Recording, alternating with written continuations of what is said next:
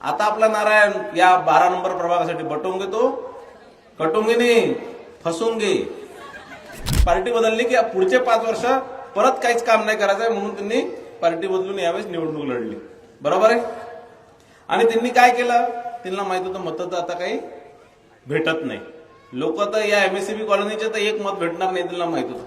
मग काही मतं विकत घ्यायचे, मग थोडे मतं विकत घ्यायचे आणि बाकी भाजपचे वोट काय करायचं बाटाचे.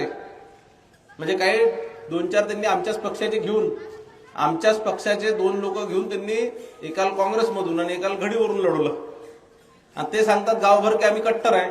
कट्टर असले असतं तर भाजप कशी सोडली असती. बरोबर आहे की नाही.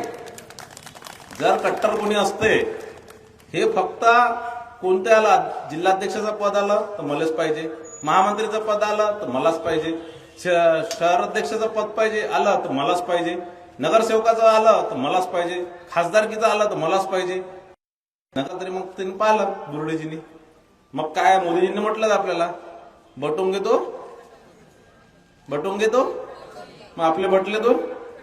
आता आपला नारायण या 12 नंबर प्रभागासाठी बटवून घेतो, कटूंगे नाही फसूंगे. इथं कटण्याचा काही फरक, काही संबंध नाही आहे. पण आता जर तुम्ही वाटल्या गेले, आता जर तुम्ही समजा यावेळेस तुम्ही म्हटलं की नाही नाही हा तर भाजपचाच आहे म्हणून भाजपवाला समजून पंजाला मारून देऊ, भाजपवाला समजून कड्याला मारून देऊ, तर मग बटवून घेतो फसवूंगे.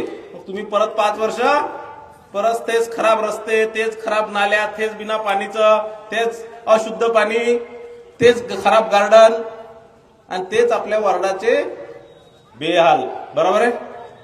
मग करणार का काय काकाजी. महाराष्ट्रातील सर्व बातम्यांचे विश्वासार्ह व्यासपीठ.